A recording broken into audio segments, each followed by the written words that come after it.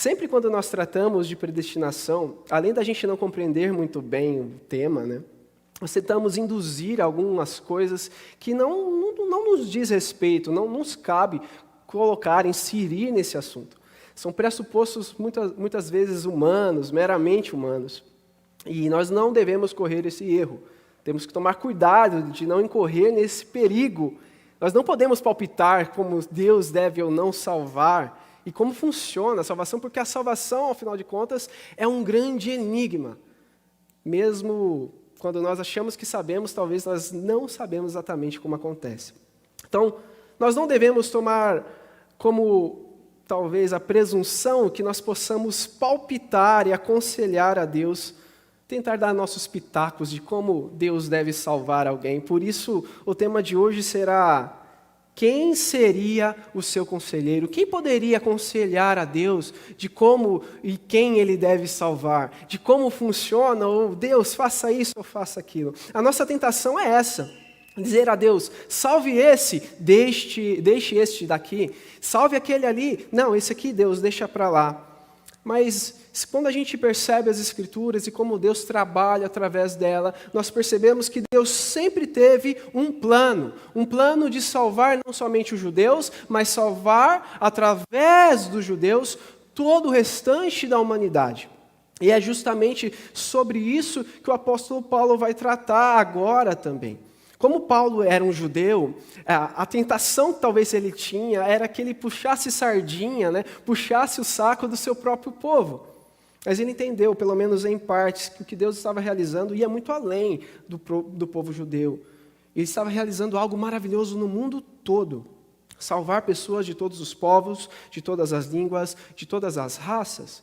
Esse era o plano de Deus desde o começo. E Paulo, que tinha uma linhagem judaica, ele teria por si talvez essa tentação de ser leal, de tratar o seu povo com mais tato. Mas ele, antes de ser leal ao seu povo, à sua tradição, à sua religião, ele preferiu ser leal a Deus. E eu acho que nós devemos também tomar isso como uma grande premissa para nossas vidas, como uma grande lição. Ser leais a Deus. Deus nos convoca a amar a todos, mas ser leal somente a Ele. Ainda assim, o fato é que Deus, de fato, Ele teve um relacionamento, Ele tem um relacionamento muito especial com o povo judeu. E a gente percebe isso principalmente no Antigo Testamento, né? Como o relacionamento de Deus era especial com Israel. Deus, Ele chama um homem, e através desse homem Ele faz promessas. Esse homem se chama Abraão.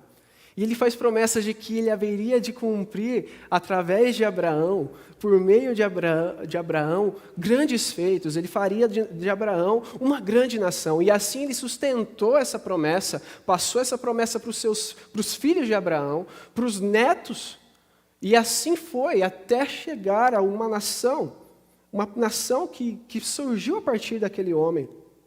E assim aconteceu. E muitos judeus foram salvos. Eles faziam parte daquela aliança. Eles tinham um pacto com Deus. As outras nações não tinham esse relacionamento. Mas, ainda que grande parte de todo o mundo não era salvo, havia algumas pessoas, alguns gentios, como a gente tem visto, que eram salvos, que foram salvos. E a gente pode ver isso na própria história de Jonas, como eu disse alguns domingos atrás. Jonas foi convocado a pregar a uma nação chamada Nínive. E era um povo rude, grosseiro, ruim. E Jonas, quando pregou, o povo todo se converte. Eles fazem jejum, eles se convertem de verdade. E Nínive não era um povo judeu, e eles foram salvos. Alguns egípcios, quando viram o que Deus vinha fazendo, rogaram a Deus, misericórdia, não jogue tanta praga no Egito. Eles reconheceram que havia alguém maior.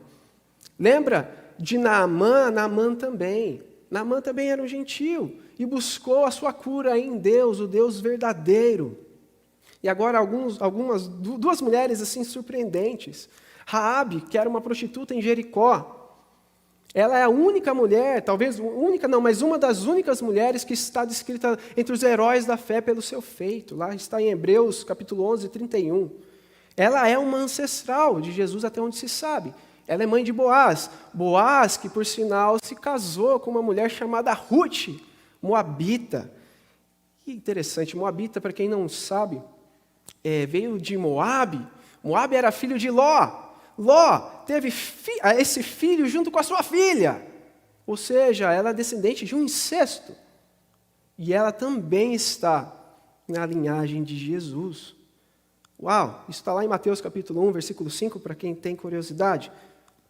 E isso é interessantíssimo, de como Deus ainda assim salvou alguns dentre os gentios. Só que agora, a gente vê que as coisas mudaram. Havia também os prosélitos, que eram recém-convertidos, né? Pessoas gentílicas recém-convertidas ao judaísmo, também foram alguns salvos. Mas como eu disse, agora aqui em Romanos, e tanto agora no presente, são poucos os judeus que entram, e a grande maioria é do povo gentil. Parece que o cenário foi modificado, e é isso que o apóstolo Paulo vai tratar agora. Vamos seguir, então, Romanos capítulo 11, versículo 25. Irmãos, quero que vocês entendam este mistério, para que não se orgulhem de si mesmos. Alguns do povo de Israel têm o coração endurecido, mas isso durará apenas até que o tempo dos gentios se complete. E vamos lá? E assim todo Israel será salvo. Como eu disse anteriormente, hoje a grande maioria dos crentes vem de linhagem gentílica. Há poucos judeus entre nós, mas ainda há judeus remanescentes. E é isso que o apóstolo Paulo está tratando aqui. Ele diz ainda no final do capítulo, ali no versículo 26, todo Israel será salvo. E o que significa essa declaração? O que ele quer dizer com todo Israel será salvo? Bom, existem algumas interpretações desse termo, tá bom? Dessa frase. A primeira diz assim: todo o povo, isto é, todos os israelitas serão salvos. Bom, isso pode incorrer em um perigo, porque se todos os israelitas serão salvos, poderá que alguns possam pensar, então todas as pessoas do mundo serão salvos. Isso é chamado universalismo. E isso não é o que o apóstolo Paulo está falando desde o começo. Isso vai contra. Não é todo Israel no sentido de todas as pessoas israelitas serão salvas. Mas há também uma ideia de que Deus primeiro há de salvar os gentios, né? Como está escrito aqui, alguns do povo de Israel têm o coração endurecido, mas isso durará apenas até que o tempo dos gentios se complete. E aí tem algumas pessoas que pensam, então Deus primeiro vai salvar todos os gentios, toda a igreja, depois vai passar aqueles 1000 anos, né? Lá no Apocalipse, e aí ele vai escolher a nação de Israel para então salvar todo o Israel. Isso é chamado de dispensacionalismo e também vai contrário à ideia de que o apóstolo Paulo está falando desde o começo. Bom, então tem uma segunda interpretação. Significa que então que todo Israel é todo Israel espiritual? Esta é a resposta, então? Eu tenho para dizer sim e não. Ao mesmo tempo que Paulo fala sobre um Israel espiritual, da qual não é todo israelita que é nascido, que é Israel, ele fala isso no começo do capítulo 9. Mas aquele que é em seu coração, isso é o Israel espiritual. Embora ele fale disso, em muitos outros momentos ele fala de Israel, a nação, o povo de Israel, o judeu, cada um dos judeus. Então isso significa também que Deus tem um plano, tanto para a nação, quanto para o Israel espiritual. Isso o apóstolo Paulo chama de um grande mistério. É um grande mistério. E veja como que ele declara isso, que essas promessas foram feitas para Israel, a nação. Quando ele fala, como dizem as Escrituras, o libertador virá de Sião e afastará Israel da impiedade. E esta é a minha aliança com eles. Eu removerei seus pecados. O que corre é que Deus ele introduz na história um grande mistério. Um mistério tamanho que a nossa mente às vezes não consegue compreender, não em sua inteireza, não em sua completude. Isso eu costumo chamar de uma caixa misteriosa que Deus colocou para que todos nós possamos buscar e aprender e, enfim, tentar entender como isso funciona. Caixa misteriosa que cada um dos crentes procuram entender. Alguns não gostam dela e dizem, não é possível. Eu acho que é possível, sim, a gente entender a Deus e conhecer a Deus por completo, por inteiro. Tem pessoas que não gostam de não saber das coisas. Mas essa caixa misteriosa nos é proposta desde o começo, quando a gente se converte, não é verdade? Quando a gente se converte, a gente tem algumas questões assim mais superficiais, né? Do tipo, eu posso beber, eu posso fazer tatuagem, eu posso, sei lá, ir sair com meus amigos. A gente tem essas perguntas quando a gente se converte. Com o tempo, a gente vai ter outros tipos de perguntas mais complexas, mais teológicas e etc. Do tipo, será que no céu os bebês vão continuar sendo bebês para sempre? Será que eu vou ter uma aparência que eu tenho agora, ou vou ser idoso, ou só a aparência que quando eu morrer, vai ser a minha aparência? E esse tipo de perguntas que às vezes também a gente não sabe. O fato é que existem muitas perguntas que nós não sabemos, e essa caixa misteriosa é onde estão as coisas que nós não sabemos.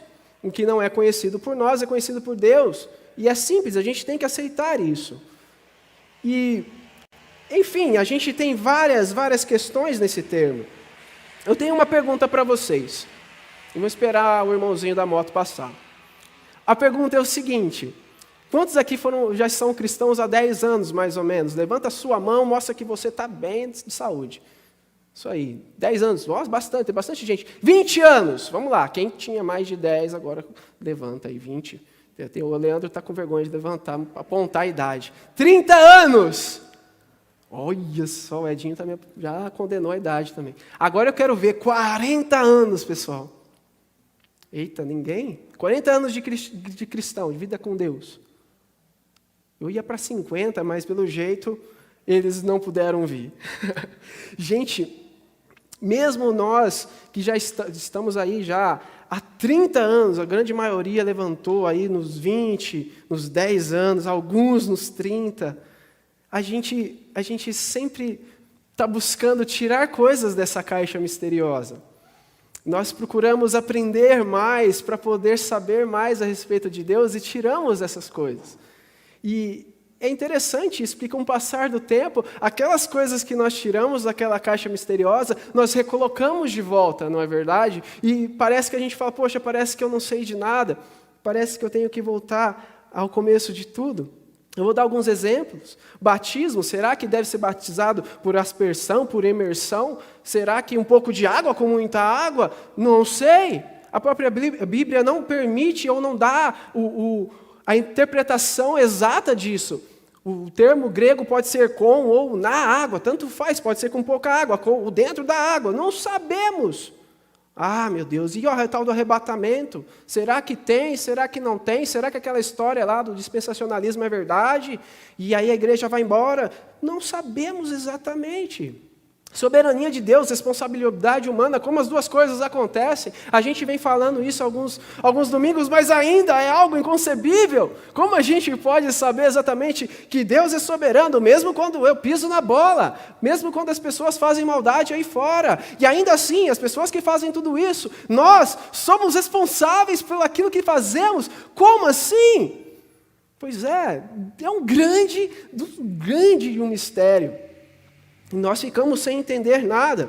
Por isso, a sabedoria vem de reconhecer que nós não sabemos muito. Nós sabemos muito pouquinho. Até dizem que ele foi sábio, o tal de Sócrates, que disse, só sei que nada sei. E ele se tornou sábio por dizer que não sabia nada. É interessante isso. Nós nos tornamos mais sábios quando nós estamos aptos a aprender e a buscar aprender, quando somos humildes. Por isso o apóstolo Paulo, no começo do capítulo, aqui nesse trecho, ele nos chama à humildade, a não se orgulhar. Não se orgulhem, porque realmente é um mistério. Se Deus os inseriu na salvação, se Deus hoje alcançou cada um de nós, não é motivo para nós nos orgulharmos, muito pelo contrário. É para reconhecermos que a bondade de Deus é muito grande. É um grande mistério, porque eu não mereço nada. Eu não sei quanto vocês, a percepção que tem de si mesmo, mas o fato é que não merecemos absolutamente nada. Nada. E é um grande de um mistério a forma como Deus vem salvando a cada um de nós. O apóstolo Paulo visitou o terceiro céu, ele fala isso na terceira pessoa. Eu conheci um homem que visitou o terceiro céu. E ele está falando dele mesmo, ele teve experiências que possivelmente nenhum de nós aqui teve antes. E ele reconhece, é um mistério. E eu não sei como acontece exatamente, mas é um mistério. Em 1 Coríntios, capítulo 13, versículo 12, ele diz: hoje nós conhecemos em partes. Um dia sim vamos conhecer como devem ser as coisas, como as coisas são. Mas hoje, eu não sei muita coisa. Então existem coisas que sempre serão um mistério. Para nós, seja como for, sempre será um enigma muito grande. Bom, o fato é que a gente pode saber algumas coisas, mas não por inteiro. Seria estranho nós pensarmos que Deus poderia explicar tudo para nós. Imagina se Ele explicasse tudo mesmo. Olha, eu criei um mundo assim, tal, as partículas eu peguei, os átomos e juntei, tudo. Imagina se Ele explicasse exatamente tudo. Será que a nossa mente conseguiria conceber o que Ele fez? Jó, quando ele viu isso, ele falou: Deus, eu reconheço, eu não sei nada. Eu falei de coisas que eu não sabia. Você, em um dos seus planos, podem ser frustrados. E aí, nossa, que maravilhoso. Os pensamentos de Deus são incríveis. Nós não conseguimos mensurar. Nós não conseguimos colocar dentro dessa caixa misteriosa. Ela passa muito além. O pensamento de Deus é como se fosse, eu vou dar um exemplo que ainda não cabe, mas é como se Einstein, o grande cientista, tentasse explicar física quântica a uma lesma. Seria Deus tentando explicar como Ele fez todas as coisas e como funciona a salvação para nós. Nossa mente não conseguiria suportar tamanha revelação. Por isso Deus, Ele não explica tudo. O fato é o seguinte, porque se Ele conseguisse explicar tudo, também Ele deixaria de ser Deus. Você consegue imaginar um Deus que você domina, que você sabe tudo dele? Sabe? Deus ele vai agir assim agora, exatamente do jeito que eu imagino que Ele vai agir. Se Ele fosse um Deus previsível, exatamente, matemático, que a gente sabesse exatamente como Ele ia reagir, Ele já deixaria de ser Deus, o Todo-Poderoso, o Soberano, aquele que governa todas as coisas, o Deus que salva quem Ele deseja, da forma como Ele quer, da forma como Ele trabalha, de uma forma enigmática, de fato, mas que salva quem Ele deseja. Se nós conseguíssemos colocar Deus dentro da nossa mente, Ele deixaria de ser o Deus verdadeiro. Deus só pode ser de fato Deus se Ele tiver alguma coisa misteriosa, oculta. O que chama um teólogo de outro, se Deus for completamente diferente de nós, então nós ficamos deslumbrados e assombrados com o poder desse Deus, de como Ele é grandioso, de como Ele é simplesmente soberano, todo-poderoso de fato. E é esse aspecto desconhecido que Paulo está apontando aqui. Vamos continuar o texto? Muitos do povo de Israel agora são inimigos das boas novas. Isso beneficia vocês, gentios. No entanto, porque Ele escolheu os seus patriarcas, eles ainda são o povo que Deus ama. Pois as bênçãos de Deus e o seu chamado jamais podem ser anulados. O que é misterioso para Paulo é o fato dos judeus estarem em oposição ao Evangelho e ainda assim serem amados de Deus. Como isso é possível? E ele ainda aponta outro. Ele aponta os mistérios de coisas que ele realmente não tem o conhecimento completo. E isso é importante para a gente desarmar, talvez, a nossa mente quando a gente não sabe algumas coisas. Porque existe uma grande diferença entre conhecer completamente alguém e conhecer verdadeiramente alguém. Eu olho para vocês, eu sei que eu conheço a maioria de vocês, se não todos. Pelo menos um pouquinho, sei o nome, o que gosto de fazer, alguns. Outros eu tenho um pouquinho mais de intimidade, são meus amigos. Eu posso dizer que eu conheço-os verdadeiramente, mas eu não posso dizer que eu conheço cada um de vocês completamente. Estou vendo o Arnaldo do lado da Marilene. Quanto tempo de casado já? 27 anos do lado dela, juntando namoro. 29, quase 30 já. Ele pode dizer que conhece ela muito bem, verdadeiramente. Dorme do lado dele e vice-versa. Tem filhos, mas ele não pode dizer, nem ela, que se conhecem completamente. Tem uns dias aí que eu garanto que ele descobre coisas dela que cada mês, né? Cada semana do mês. E assim vai. E a mesma coisa ela se surpreende como ele pode reagir em alguns casos, porque não se conhecem completamente, mas se conhecem verdadeiramente. E é exatamente isso que o apóstolo Paulo está falando aqui. É possível que nós conheçamos a Deus verdadeiramente. E como isso pode proceder? Se relacionando com Ele, buscando conhecê-lo, devotando a vida, depositando a vida diante dEle, buscando Ele de verdade, buscar conhecer Ele de verdade. Ele nos deixou a sua revelação, a Bíblia é a revelação. A revelação é um mistério, ao mesmo tempo tem coisas que nós não saberemos, ok? Mas Deus nos permite conhecer partes, e partes importantíssimas de quem Ele é. E essas partes são suficientes para nós conhecermos Ele de verdade. Nós precisamos disso para continuar e cada vez mais buscá-lo, mas também é impossível conhecê-lo completamente. Senão, como eu já disse, seria diferente, Deus não seria Ele. O que o apóstolo Paulo está dizendo nesse trecho de Romanos 8, de 28 a 29, é que Deus constituiu um povo para si unificado. Tanto o povo judeu como os gentios serão salvos, mas serão salvos somente por meio de Jesus. Nós vimos na semana passada aqueles que foram enxertados na oliveira, aqueles que são colocados diante da oliveira. Ele não pode dizer, alguns serão salvos pela fé, outros serão salvos, sei lá, por causa que Deus ama os judeus. Não é essa a situação. Todos são salvos em uma única fé, em Jesus Cristo. Então Deus está constituindo para si um povo unificado, coeso, sabe, cada vez mais unido, ligados em uma única oliveira. Mas ao mesmo tempo, Ele quer fazer cair algumas barreiras. E Ele faz cair essas barreiras de classes, Ele faz cair as barreiras de cores, de etnia, Ele faz cair, Ele afasta tudo que era previsto antes como algum tipo de preconceito e que afastavam as pessoas da fé. Deus faz cair. Hoje, olha só a pluralidade do seu povo. Eu sou clarinho, mas tem gente mais escurinha que eu. Olha que lindo. Existem mulheres, existem homens, existem crianças agora aprendendo a palavra de Deus. Jesus comprou para si pessoas de todos os povos, todas as línguas, de todas as raças.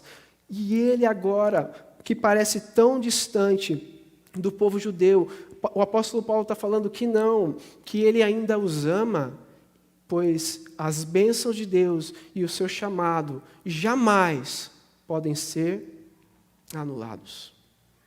Uma coisa que Paulo sabe, e o que é impressionante, ele sabe que Deus ama. Ele sabe que Deus é fiel. Ele sabe que Deus cumpre as suas promessas. Eu não sei se você sabia disso, mas Deus ama. Deus ama verdadeiramente os seus escolhidos. Eu não sei, mas eu tenho a sensação de que Deus sempre me busca. Glória a Deus. Porque muitas vezes eu me vejo longe dele, eu me vejo, esquecendo de como é bom estar perto de um pai tão amoroso, e ele me busca, ele corre atrás de mim, ele me persegue, ele me salva, ele me limpa, ele me cura, ele é santo, o seu amor é real, é verdadeiro, ele ama. E ele ama você também. As promessas dele são reais. Quando ele disse, eu estarei convosco todos os dias, até a consumação dos séculos, Ele cumpre. As suas palavras são reais, são verdadeiras e são eternas. Deus é fiel. Capítulo 3 de Romanos, versículo 3, diz que a infidelidade do povo judeu transformou Deus em fiel. E ele diz, de modo algum, Deus permanece fiel. Deus, ele é fiel. O seu amor dura para sempre. E é incrível porque o que Paulo sabe, o que ele viu e ele sentiu e o que ele percebeu, é que, embora desqualificado, ele mesmo disse, ó homem miserável que eu sou, quem irá me libertar desse corpo de condenação? Embora miserável, embora maltrapilho, embora sujo, Deus é fiel. Ele veio em carne. E é isso que eu sei. Ele veio em carne, porque eu jamais poderia ser salvo, nenhum de nós poderíamos ser salvos. Ele se fez um homem, de carne e osso se fez um bebê, cresceu, ralou o joelho e tudo mais. Tudo o que nós fazemos, tudo o que nós já vivemos, ele viveu. E ele foi tentado em todas as coisas, mas conforme as Escrituras, ele em nenhuma delas pecou. E viveu uma vida que eu e você e nenhum de nós seríamos capazes de viver. E morreu uma morte que nós merecíamos. Nós merecíamos um juízo e um castigo. E ele tomou sobre si esse juízo e esse castigo. Isso que o apóstolo Paulo sabe, que as promessas dele são reais. E nenhuma das suas palavras podem ser anuladas. Deus é fiel. O que ele quer de nós é isso. E o que ele não nos revela, ou é porque nós não podemos suportar, ou porque simplesmente não é da nossa conta, é privado de Deus. Existe uma história em que Jesus está conversando com Pedro, ele está restituindo Pedro. Sabe, Pedro caiu, pecou e tudo mais, ele negou Jesus 3 vezes, está pescando e Jesus vai ao encontro dele. Quando Pedro sabe que é Jesus, ele pula na água, ele fica feliz da vida. E Jesus restaura Pedro, perguntando para Pedro, Pedro, tu me amas? E o Pedro fala, o Senhor sabe de todas as coisas, o Senhor sabe que eu te amo. E ele faz isso por 3 vezes. Na 3ª vez, Pedro fica triste. E isso se dá porque talvez ele tenha recordado que ele negou Jesus 3 vezes, mas Jesus está restaurando Pedro, e ele fala, então, apacenta as minhas ovelhas, cuida das minhas coisas. E é bonito que Jesus não desistiu de Pedro, mas nem era isso que eu queria dizer. O que eu queria dizer é que, depois dessa conversa, os dois estão andando e João está perto deles. E aí Pedro pergunta, e ele aí? O que vai ser dele? E aí Jesus falou, não é muito da sua conta isso, se eu quiser deixar ele vivo, até que eu volte. E aí rolou entre muitos dos discípulos que João jamais conheceria a morte. Porque esse assunto não cabia a Pedro, pertencia somente a Jesus e a João. Tem coisas que não é da nossa conta. Nós devemos ficar felizes com o que nós já sabemos. Porque tem coisas que a gente nunca vai saber. E está tudo bem, está tudo certo. Pois o que devemos saber já se fez conhecido. E o que se fez conhecido se transformou em um de nós. Vamos continuar o texto. Em outros tempos, vocês, gentios, foram rebeldes contra Deus. Mas agora, por causa da desobediência deles, vocês receberam misericórdia. Agora eles são os rebeldes. E Deus foi misericordioso com vocês, para que eles também participem da misericórdia dele. Pois Deus colocou a todos debaixo da desobediência, para que de todos tivesse misericórdia. Olha, tem uma palavra aqui que se repete muitas vezes, e eu até grifei elas para vocês. Algumas delas é rebelde, aparece 2 vezes. Primeiro, se relacionando a nós, que éramos rebeldes. E depois, se relacionando aos judeus, que também se transformaram em rebeldes. Pois é, mas tem uma outra palavra que aparece mais ainda. E a gente sabe contar. Misericórdia. Misericórdia. Aparece 1, 2, 3 e misericordioso também relacionado ali, correlacionado à misericórdia. Então, pelo menos 4 vezes o termo misericórdia. Misericórdia para os rebeldes gentios. Misericórdia para os rebeldes judeus. Como disse anteriormente, nenhuma das bênçãos, nenhuma das palavras de Deus podem ser anuladas. A misericórdia para com os gentios se dá porque os judeus viraram as costas para Deus. A misericórdia de Deus para com os judeus é feita por meio das promessas dadas a Abraão, a Isaac, a Jacó e assim por diante. Mas o que nós vemos, e o que nós vemos desde o capítulo 9 até aqui, é que Deus colocou todos em pé de igualdade. De tal forma que ninguém pode dizer, eu sou superior àquele. Quem era judeu fazia muito isso, eu sou superior àquele povo samaritano. Eu sou superior àqueles gentios, que eles chamavam de cachorros. Nossa, que termo pesado. Pois é. E nós, de igual modo, não somos superiores a ninguém, quem quer que seja. Muitas vezes nós achamos que somos melhores, que temos mais qualidades, que temos mais expertise, que somos de alguma forma mais dignos. Não é verdade. Se você olhar aí fora, existem pessoas como eu e como você, iguaizinhos. Não simplesmente se cortar vai sair sangue, mas também no coração, nós todos fomos rebeldes. De igual modo. Não há nenhum justo. O apóstolo Paulo fala isso lá no começo.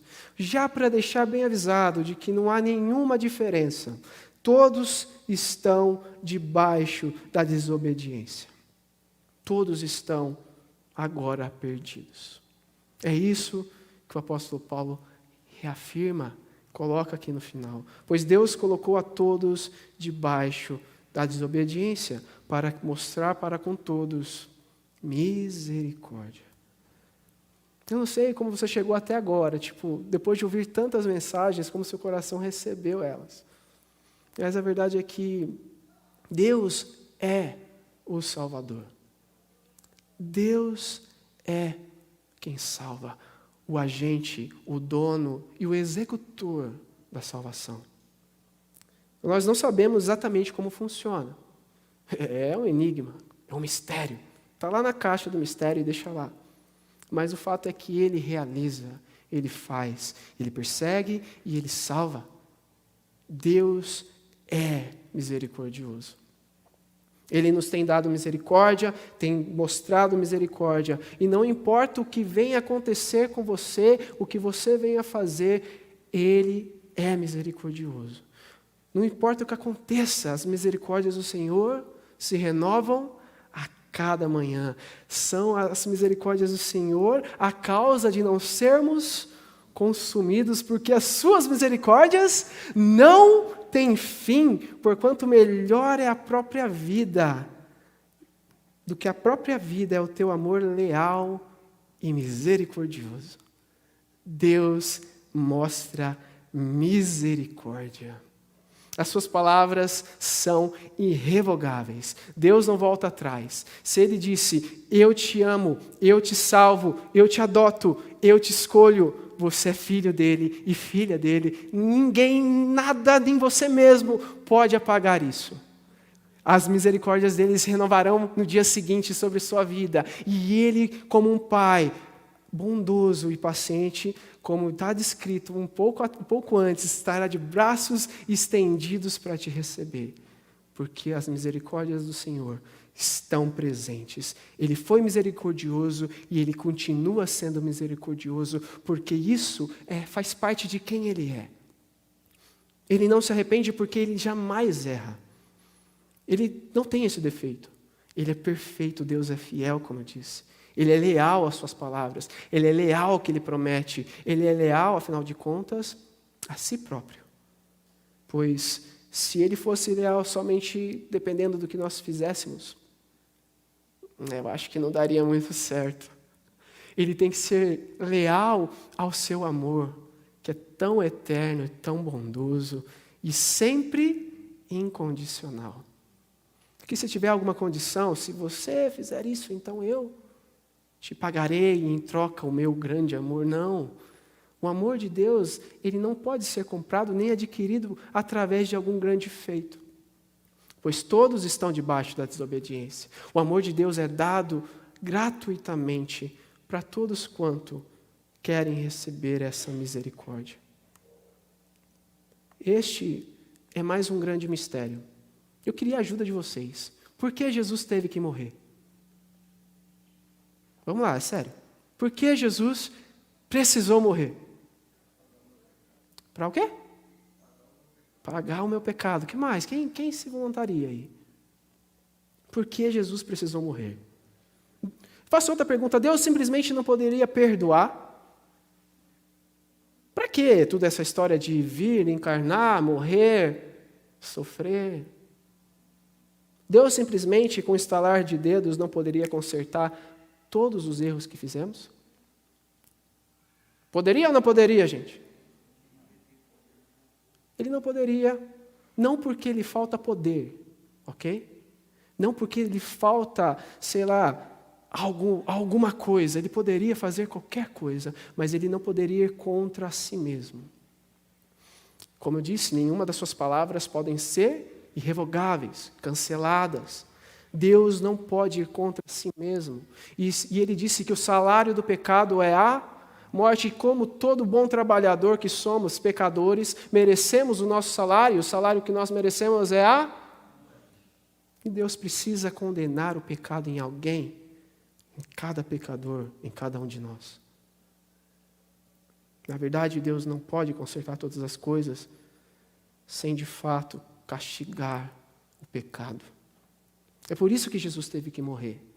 Jesus não teve que morrer simplesmente porque nós carecíamos, mas porque Deus também precisava ser satisfeito, a sua justiça precisava ser satisfeita. E como Deus poderia mostrar o seu profundo e eterno amor, ao mesmo tempo em que demonstra a todas as pessoas a sua justiça? Como as duas coisas podem ser reconciliadas? Como Ele pode demonstrar misericórdia e, ao mesmo tempo, ser justo, não negando a sua essência? E a forma como Ele fez isso é que nós deparamos em Ele sendo castigado em nosso lugar. Jesus não era pecador, em hipótese nenhuma, em nenhum sentido possível, mas Ele se fez pecado por conta de cada um de nós.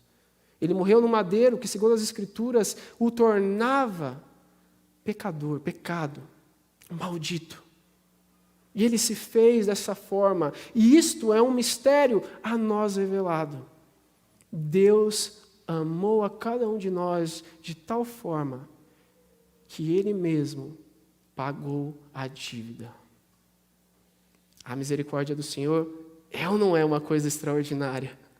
É ou não é alguma coisa que nós devemos simplesmente dizer, muito obrigado, Senhor, eu jamais poderia conceber uma beleza de grandeza, de amor como esse. A tal ponto de se fazer carne, a tal ponto de se fazer maldito, a tal ponto de me amar dessa forma.